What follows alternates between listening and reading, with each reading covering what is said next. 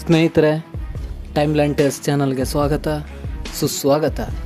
ಸ್ನೇಹಿತರೆ, ಅವತ್ತು ನಡೆದ ಆ ಯುದ್ಧ ಶಕ್ತಿಶಾಲಿ ಸ್ವಾಭಿಮಾನಿ ದೇಶವೊಂದನ್ನು ಸರ್ವನಾಶ ಮಾಡಿತು. ಆದರೆ ಆ ಯುದ್ಧದ ಬಳಿಕ ಸುಮಾರು 30 ವರ್ಷಗಳ ಕಾಲ ಭರತ ಕಂಡ ಯುದ್ಧಗಳಿಂದ ದೂರನೇ ಉಳಿತು.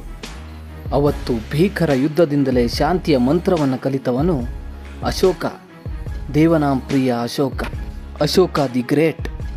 ಅಶೋಕನ ಬಗೆಗಿನ ಮಾಹಿತಿಯನ್ನು ತಿಳ್ಕೊಳ್ಳೋ ಮುನ್ನ ನೀವಿನ್ನು ನಮ್ಮ ಚಾನಲ್ಗೆ ಸಬ್ಸ್ಕ್ರೈಬ್ ಆಗದೇ ಇದ್ದರೆ ಈ ಕೂಡಲೇ ಸಬ್ಸ್ಕ್ರೈಬ್ ಆಗಿ ಬೆಲ್ ಐಕನ್ ಒತ್ತೋದನ್ನು ಮರಿಬೇಡಿ.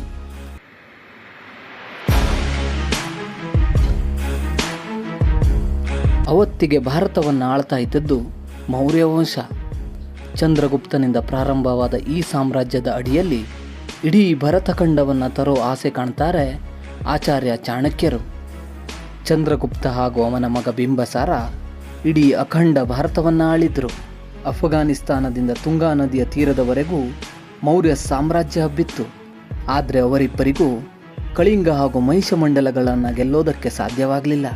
ಕಳಿಂಗ ಇವತ್ತು ಒಡಿಸ್ಸಾ ಹಾಗೂ ಆಂಧ್ರ ಪ್ರದೇಶಗಳನ್ನು ಒಳಗೊಂಡ ಭಾಗ. ಮಹಿಷಮಂಡಲ ಅಂದರೆ ಕರ್ನಾಟಕ, ಕೇರಳ ಮತ್ತು ತಮಿಳುನಾಡುಗಳನ್ನು ಒಳಗೊಂಡ ಪ್ರದೇಶವಾಗಿತ್ತು.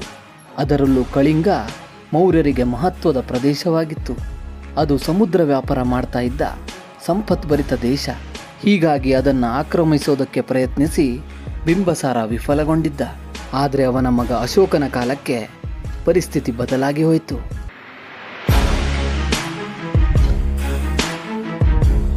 ಅಶೋಕ ಅಲೆಕ್ಸಾಂಡರ್ನ ನಂತರ ತನ್ನ ಹೆಸರಿನ ಮುಂದೆ ದ ಗ್ರೇಟ್ ಅನ್ನು ಸೇರೋ ಹಾಗೆ ಮಾಡಿದ್ದ ಮಹಾಪರಾಕ್ರಮಿ, ಮೌರ್ಯ ವಂಶದ ಕುಲತಿಲಕ, ತಾತ ಚಂದ್ರಗುಪ್ತನನ್ನು ಮೀರಿಸಿದ ಸಾಹಸಿ, ಯುದ್ಧದಲ್ಲಿ ವೀರಯೋಧ, ಆಡಳಿತ ನಿಪುಣ, ರಾಜತಂತ್ರ ಪ್ರವೀಣ. ಇದು ಇತಿಹಾಸದಲ್ಲಿ ಅಶೋಕನನ್ನು ವರ್ಣಿಸಿದ ರೀತಿ. ಅವತ್ತಿಗೆ ಕಳಿಂಗವನ್ನು ಆಳ್ತಾ ಇದ್ದದ್ದು ರಾಜ ಅನಂತ ಪದ್ಮನಾಭ.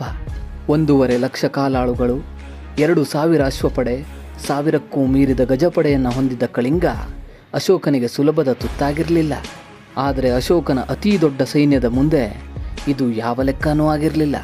ಸುಮಾರು 4 ಲಕ್ಷ ಕಾಲಾಳುಗಳು, 5,000 ಅಶ್ವದಳ, 3,000 ಗಜಪಡೆಯನ್ನು ಸಿದ್ಧಪಡಿಸಿ ಅಶೋಕ ಕಳಿಂಗದ ಮೇಲೆ ಯುದ್ಧಕ್ಕೆ ನಿಂತ್ಕೋತಾನೆ.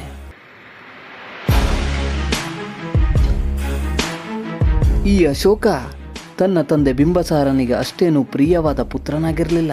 ಆದರೆ ಅವನ ಶಕ್ತಿ ಸಾಮರ್ಥ್ಯಗಳನ್ನು ಗುರುತಿಸಿದ್ದ ಬಿಂಬಸಾರ ಅವನನ್ನು ಅವಂತಿಯ ಉಸ್ತುವಾರಿಯನ್ನಾಗಿ ನೇಮಿಸಿದ್ದ. ಅವಂತಿ ಅಂದರೆ ಇವತ್ತಿನ ಮಧ್ಯಪ್ರದೇಶ. ಉಜ್ಜಯಿನಿ ಅದರ ರಾಜಧಾನಿಯಾಗಿತ್ತು. ಸಂಪತ್ಭರಿತ ರಾಜ್ಯ, ಉತ್ತಮ ಆಡಳಿತಗಾರನಾದ ದೊರೆ. ಹೀಗಾಗಿ ಅಶೋಕ ಅವಂತಿಯ ಜನರ ಪ್ರೀತಿಯ ನಾಯಕನಾದ. ಅವತ್ತಿಗೆ ಬಿಂಬಸಾರನ ಮೊದಲನೇ ಮಗ ಸುಶೀಮ ತಕ್ಷಶಿಲೆಯ ಉಸ್ತುವಾರಿಯಾಗಿದ್ದ. ಇಂಡೋ ಗ್ರೀಕ್ ಜನರಿದ್ದ ತಕ್ಷಶಿಲೆಯಲ್ಲಿ ಜನ ರಾಜ್ಯಾಡಳಿತದ ವಿರುದ್ಧ ದಂಗೆ ಏಳ್ತಾರೆ. ಈ ದಂಗೆಯನ್ನು ನಿಯಂತ್ರಿಸೋದಕ್ಕೆ ಸುಶೀಮನಿಂದ ಸಾಧ್ಯವಾಗಿರಲಿಲ್ಲ. ಹೀಗಾಗಿ ಆ ದಂಗೆಯನ್ನು ನಿಲ್ಲಿಸೋದಕ್ಕೆ ಅಶೋಕನನ್ನು ಕಳಿಸಲಾಗುತ್ತೆ. ಆ ದಂಗೆಯನ್ನು ಶಮನ ಮಾಡಿದ ಅಶೋಕ ಕೆಲ ದಿನಗಳ ಕಾಲ ಅಲ್ಲೇ ಉಳ್ಕೋತಾನೆ. ಆ ನಂತರ ಮತ್ತೆ ಅವಂತಿಗೆ ವಾಪಸ್ಸಾಗ್ತಾನೆ. ಅದೇ ಸಮಯದಲ್ಲಿ ಬಿಂಬಸಾರನ ಕೊನೆಯ ದಿನಗಳು ಹತ್ತಿರವಾಗ್ತಾ ಬಂತು. ಅವನ ನಂತರ ಹಿರಿಯ ಮಗ ಸುಶೀಮನಿಗೆ ಪಟ್ಟ ಕಟ್ಟೋಕೆ ತಯಾರಿನೂ ನಡೀತಾ ಇತ್ತು. ಆದರೆ ಅಷ್ಟರಲ್ಲೇ ಮಂತ್ರಿ ರಾಧಾಗುಪ್ತ ಅಶೋಕನನ್ನು ಪಾಟಲಿಪುತ್ರಕ್ಕೆ ಕರೆಸ್ಕೋತಾನೆ. ಬಿಂಬಸಾರ ಸತ್ತ ಕೂಡಲೇ ಸುಶೀಮ ಬರೋ ಮೊದಲೇ ಅಶೋಕನಿಗೆ ಪಟ್ಟ ಕಟ್ಟಿ ಸಾಮ್ರಾಟ ಅಂತ ಘೋಷಿಸ್ತಾರೆ. ಹೀಗೆ ಪಟ್ಟಕ್ಕೇರಿದ ಅಶೋಕ ಪಟ್ಟದ ಆಸೆಗೆ ತನ್ನ ಎಲ್ಲ ಸಹೋದರರನ್ನು ಕೊಂದು ಹಾಕದ ಅಂತ ಹೇಳ್ತಾರೆ. ಆದರೆ ಅದ್ಯಾವುದಕ್ಕೂ ಐತಿಹಾಸಿಕ ಪುರಾವೆಗಳು ಸಿಗೋದಿಲ್ಲ. ಇನ್ನು ಅಶೋಕ ಅತ್ಯುತ್ತಮ ಆಡಳಿತಗಾರನಾಗಿದ್ದ. ಯುದ್ಧ ನೈಪುಣ್ಯತೆ ಅವನಲ್ಲಿತ್ತು. ಅಲ್ಲಿಂದ 8 ವರ್ಷಗಳ ಕಾಲ ತನ್ನ ಸಾಮ್ರಾಜ್ಯವನ್ನು ಸುಸ್ಥಿತಿಯಲ್ಲಿ ಇಡೋ ಕಡೆಗೆ ಗಮನ ಹರಿಸ್ತಾನೆ ಅಶೋಕ.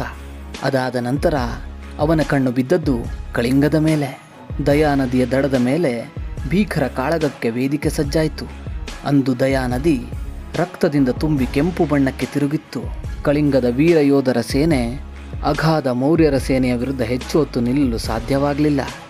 ಶಾಸನಗಳ ಪ್ರಕಾರ 1.5 ಲಕ್ಷ ಕಳಿಂಗ ಸೈನಿಕರು ಹಾಗೂ 10,000 ಮೌರ್ಯ ಯೋಧರು ಈ ಯುದ್ಧದಲ್ಲಿ ಸಾವನ್ನಪ್ತಾರೆ.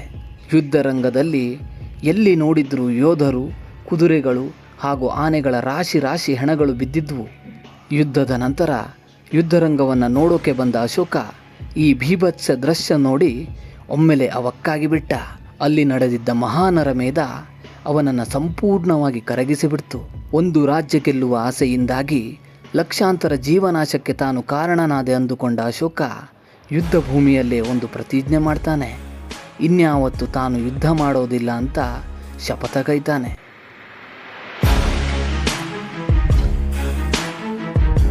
ಅದಾದ ನಂತರ ಅಶೋಕ ಬೌದ್ಧ ಧರ್ಮವನ್ನು ಸ್ವೀಕರಿಸ್ತಾನೆ. ತಾನು ಮಾಂಸಾಹಾರವನ್ನು ತ್ಯಜಿಸ್ತಾನೆ. ರಾಜ್ಯದಲ್ಲಿ ಬೇಟೆಯನ್ನು ನಿಷೇಧಿಸಲಾಗುತ್ತೆ. ರಾಜ್ಯದ ಎಲ್ಲೆಡೆ ಬೌದ್ಧ ಧರ್ಮದ ಪ್ರಚಾರ ನಡೆಯುತ್ತೆ. ಸ್ವತಃ ತನ್ನ ಮಕ್ಕಳಾದ ಮಹೇಂದ್ರ ಹಾಗೂ ಸಂಘಮಿತ್ರರನ್ನು ಬೌದ್ಧ ಧರ್ಮದ ಪ್ರಚಾರಕ್ಕೆ ಕಳಿಸ್ತಾನೆ. ಆದರೆ ಇಡೀ ಸಾಮ್ರಾಜ್ಯದಲ್ಲಿ ಎಲ್ಲೂ ಅನ್ಯ ಧರ್ಮವನ್ನು ಕಡೆಗಣಿಸಲಿಲ್ಲ. ಇದು ಅಶೋಕನ ಧರ್ಮ ಸಹಿಷ್ಣುತೆಗೆ ಸಾಕ್ಷಿಯಾಗಿತ್ತು. ಇದರ ಜೊತೆಗೆ ತನ್ನ ಆಳ್ವಿಕೆಯಲ್ಲಿ 84,000 ಬೌದ್ಧ ಸ್ತೂಪಗಳನ್ನು ಅಶೋಕ ನಿರ್ಮಿಸಿದ್ದ. ಅವುಗಳಲ್ಲಿ ಸಾಂಚಿಯಲ್ಲಿರುವ ಸ್ತೂಪ ಅತಿ ದೊಡ್ಡದು. ಹಾಗೆಯೇ ಅನೇಕ ಕಡೆ ಬೌದ್ಧ ಸಮ್ಮೇಳನಗಳನ್ನು ಏರ್ಪಡಿಸ್ತಾನೆ ಅಶೋಕ.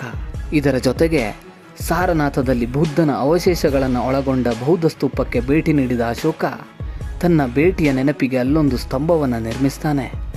ಈ ಸಾರನಾಥದ ಸ್ತಂಭದಿಂದಲೇ ನಮ್ಮ ದೇಶದ ಲಾಂಛನ 4 ಸಿಂಹಗಳು ಹಾಗೂ ಅಶೋಕ ಚಕ್ರವನ್ನು ಅಳವಡಿಸಿಕೊಳ್ಳಲಾಗಿದೆ. ಹೀಗೆ ಅಶೋಕ ಯುದ್ಧವನ್ನು ಮಾಡದೆ 32 ವರ್ಷಗಳ ಕಾಲ ಅಖಂಡ ಭಾರತವನ್ನು ಆಳ್ತಾನೆ. ಶಾಂತಿಯಿಂದಲೇ ಇಡೀ ಜಗತ್ತನ್ನು ಗೆಲ್ತಾನೆ. ಆದರೆ ಅವನ ಕೊನೆಯ ದಿನಗಳು ನೆಮ್ಮದಿಯಿಂದ ಕೂಡಿರಲಿಲ್ಲ. ಅದಕ್ಕೆ ಕಾರಣ ಅವನ ಮೊಮ್ಮಕ್ಕಳ ರಾಜ್ಯದಾಸೆ. ಅಶೋಕನ ಮಕ್ಕಳು ರಾಜ್ಯದ ಆಸೆ ಬಿಟ್ಟು ಬೌದ್ಧ ಧರ್ಮದ ಪ್ರಚಾರ ಮಾಡ್ತಾ ಇದ್ದರೆ ಅವನ ಮೊಮ್ಮಕ್ಕಳು ರಾಜ್ಯಕ್ಕಾಗಿ ಕಿತ್ತಾಡತೊಡಗಿದ್ರು. ದಶರಥ ಮತ್ತು ಸಂಪ್ರದಿ ನಡುವೆ ಪಟ್ಟಕ್ಕಾಗಿ ಕಾದಾಟ ಹೆಚ್ಚಾಯಿತು. ಇದರಿಂದ ಅಶೋಕ ಜಿಗುಪ್ಸೆಗೊಂಡಿದ್ದ. ಒಂದು ದಿನ ಅರಮನೆ ತೊರೆದು ಹೊರಟು ಬಿಡ್ತಾನೆ ಅಶೋಕ. ಅವನ ಸಾವಿನ ಬಗ್ಗೆ ನಿಖರ ಮಾಹಿತಿ ಇಲ್ಲವಾದರೂ ಕೆಲವರ ಪ್ರಕಾರ ಬೌದ್ಧ ಭಿಕ್ಕುವಿನ ವೇಷದಲ್ಲಿ ದೇಶ ಸಂಚಾರ ಮಾಡ್ತಾ ಇದ್ದ ಅಶೋಕ ತನ್ನ 70ನೇ ವಯಸ್ಸಿನಲ್ಲಿ ತಕ್ಷಶಿಲೆಯಲ್ಲಿ ಸಾವನ್ನಪ್ಪಿದ್ದ ಅಂತ ಹೇಳಲಾಗುತ್ತೆ.